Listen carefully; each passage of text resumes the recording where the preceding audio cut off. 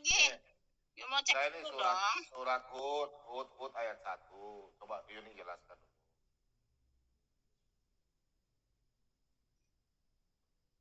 Coba Yuni jelaskan. Apa maksud ayat ini bunyinya? Kita mau belajar. Ayat 1.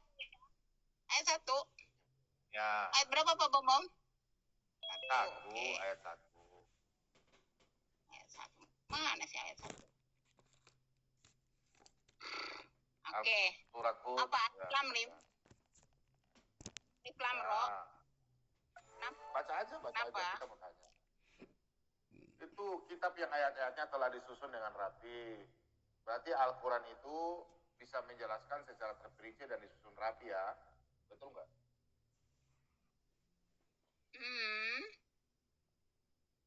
Berarti ayat ini mengatakan bahwa Al-Quran itu sudah lengkap, sudah sempurna. Betul nggak? Jadi Plamro, inilah kitab yang ayat-ayatnya disusun dengan rapi, kemudian dijelaskan secara terperinci, yang diturunkan dari sisi Maha Bijaksana, Maha Teliti. Ya, lanjut. Maha Teliti. Ya, berarti di dalam Al-Quran ini berarti akan dijelaskan secara terinci, toh apapun yang tertulis dalam Al-Quran, berarti nanti Al-Quran bisa menjawab Al-Quran, betul kan? Betul nggak, Bu Yuni? Enggak seperti rekusnya Pak Bom sih. Yang teliti dan ada selengkap apa Bom minta. Enggak, tapi kan di sini kan dijelaskan ayatnya telah disusun rapi, kemudian dijelaskan secara terperinci kan? Iya, tulisnya begitu. Kan tertulis kan dijelaskan, dijelaskan berarti dikasih tahu, dijelaskan secara terperinci, betul nggak? Karena Allah maha meneliti, betul kan? Nah, pertanyaan saya begini Yuni, saya mau tanya kitab ini Yuni. Nanti kalau ini nggak bisa jawab nggak apa-apa, kita tanya aja. Nanti Yuni tanya sama ustadz-ustadz yang pintar. Yuni catat aja pertanyaan saya. Ini Yuni coba tolong baca ini Yuni. Silakan Yuni. Surat Maryam berapa tuh Pak Bom? Maryam 56. Bentar, ini lihat dulu ya.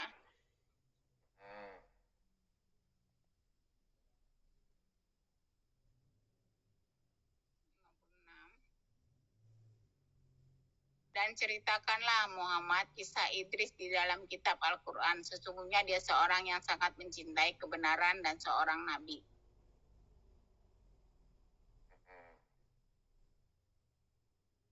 Coba baca lagi ulang, Yuni.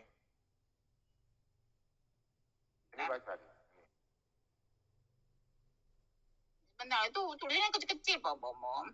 Dan ceritakanlah Muhammad kisah Idris di dalam kitab Al-Quran. Sesungguhnya dia seorang yang sangat mencintai kebenaran dan seorang nabi. Ya. Coba, itu siapa? Bu Yuni kayaknya nggak baca baik-baik kayaknya. Kan udah betul, dan ceritakanlah Muhammad kisah Idris di dalam kitab Al-Quran. Sesungguhnya dia seorang yang sangat mencintai kebenaran dan seorang nabi. Apanya yang nggak beresnya, yang betul di mananya? Bukan, tidak bilang tidak beres. Coba Mbak Yuni ceritakan, yang di dalam Al-Quran itu Idris itu siapa? Yang kita tanya ini Idris. Ceritanya dalam Al-Quran dia siapa? Contoh umatnya siapa? Dia menjelaskan ajarannya itu bagaimana. Kalau ajaran Muhammad kan kita udah tahu. Nah, kalau ajaran Idris ini bagaimana? Terus Idris diceritakan di Al-Quran di mana? Loh. Long kitab Pak mencolok. Ya kan dia seorang nabi yang mencintai kebenaran. Tapi bukan berarti kisah Idris itu ditulis dalam Al-Qurannya juga kayak Pak Bom. Kan di situ gitu dia seorang nabi. Dia seorang nabi, dijelaskan di surat Al-Quran. Nabi, dia nabi bentuknya apa? Dia punya umatnya bagaimana? Kan Nabi kan contoh Nabi Muhammad mendapatkan firman sampai dari Jibril. Nah Nabi Idris ini mendapatkan firman kira-kira ceritanya bagaimana?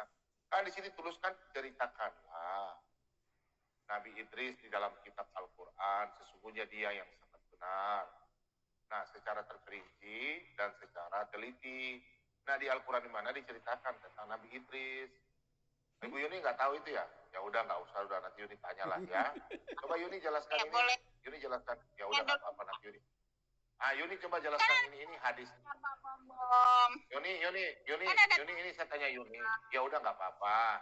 Yuni sekarang nih hadis ini ini sahih loh ini. Yun kan belum baca tafsirnya. Yun bacain dong tafsirnya. Ya, Pada kedua ayat Muhammad diperintahkan supaya menerangkan pula sekelumit berita tentang Nabi Idris. Menurut sementara riwayat mengatakan bahwa Nabi Idris adalah nenek Nabi Nuh alaihissalam. Menurut riwayat yang termasuk, ia adalah nenek bapak Nabi Nuh. Ia adalah seorang yang pertama menyelidiki ilmu bintang-bintang dan ilmu hisab sebagai salah satu mukjizat yang diberikan Allah kepadanya. Ia adalah rasul pertama yang diutus Allah sesudah Adam alaihissalam dan diturunkan kepadanya kitab yang terdiri atas 30 lembar. Ia dianggap pula sebagai orang yang mula-mula menciptakan timbangan dan takaran pena untuk menulis, pakaian berjahit sebagai ganti pakaian kulit binatang, dan senjata untuk berperang. Allah menerangkan pada ayat ini posisi yang tinggi bagi Nabi Idris karena ia adalah seorang yang beriman, membenarkan kekuasaannya dan keesaan Allah, dan diangkatnya menjadi nabi dan meninggikan derajatnya ke tingkat yang paling tinggi baik di dunia maupun di akhirat. Adapun di dunia ialah dengan diterimanya risalah dan dibawanya oleh kaumnya dan keharuman namanya di kalangan umat manusia. Hal ini sama dengan karunia Allah kepada Nabi Muhammad seperti tersebut dalam firman Allah, dan kami tinggikan sebutan namamu bagimu, Asyar ayat 4. Di akhirat nanti ia akan ditempatkan di surga pada tempat yang paling tinggi dan mulia, tempat para nabi dan para syidikin seperti tersebut dalam ayat. Dan barang siapa mentaati Allah dan Rasul Muhammad, maka mereka itu akan bersama-sama dengan orang yang diberikan nikmat oleh Allah, yaitu para nabi, para pencipta kebenaran, orang-orang yang mati syahid, dan orang-orang saleh. Mereka itulah teman yang sebaik-baiknya. An-Nisa ayat 69. Nah, itu namanya kan Nabi. Tafsir. Yuni, itu kan tafsir yang dijelaskan secara rinci di Al-Quran. Mana tertulis dalam Al-Quran itu kan tafsir. Yang pertanyaannya di Al-Quran itu mana? Terus 30 lembar itu mana? Cerita tentang Idris 30 lembar itu di mana? Tidak ada kan? Ya udah, nanti Yuni tanya dulu sama Ustadz. Coba Yuni baca ini, Yuni. Silakan Yuni baca ini dulu, Yuni. Aduh. Kan yang penting ada tafsir. Pak Bom. Ya udah Yuni baca ini, silakan Yuni. Baca ini silakan. Yang ini, silakan. Ini hadis sahih. Silakan. Hadis lagi. Ayun kurang itu Pak Bom. Takut nanti hadisnya nanti dibilang belum. Ya udah. Coba Yuni baca ini nih. Yuni baca ini silakan. Yang tanda ini. Silakan Yuni, baca Yuni. 5 binatang melata yang tidak berdosa bagi orang yang membunuhnya, yaitu kalajengking, burung gagak, burung raja wali, tikus, dan anjing gila. Ya, binatang melata itu bagaimana Pak? Bu Yuni? Yang melata Pak Bom, kayak ular gitu. Kayak ular dalam celana. Yuni, itu burung raja wali itu burung yang melata dalam celana atau burung raja wali? Itu burung gagak yang melata dalam celana atau gimana? Burung bagaimana itu? Hadis itu dulu harus dilihat dulu. Orang kami di TikTok itu pada ribut itu Pak Bom, banyak hadis-hadis yang begini. Iya. Nanti orang ini sahih nih. Gimana? Iya Pak Bom, tulisnya adalah sahih.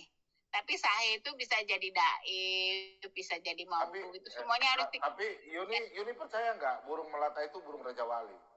Ya, percaya ya. Makanya itu harus itu dulu Pak Bom, dipelajari dulu. Jangan salah dipelajari.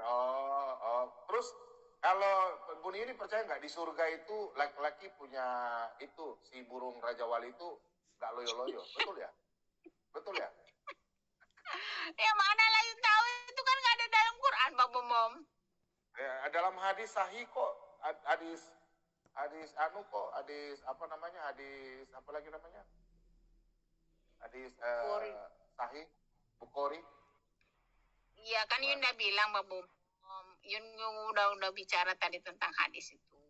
banyak hadis-hadis itu yang sahih pun bisa jadi ini banyak bisa kadang hadis itu bisa di apa hadis yang tidak sesuai dengan Al-Quran itu ditolak gitu karena apa pokok pertama kami adalah Al-Quran gitu karena namanya hadis itu harus dilihat dulu apa ada periwayatannya matannya sesuai enggak sesuai ditolak makanya Yun kalau ditanya hadis itu terus terang nggak begitu soalnya Yun nggak harus belajar matannya riwayatnya bagaimana Yun nggak bisa ngatakan oh itu doib oh itu palsu gitu kalau Yun duluan iyalah ngomong sedikit-sedikit palsu tapi setelah Yun belajarin itu nggak gitu caranya ya yang lain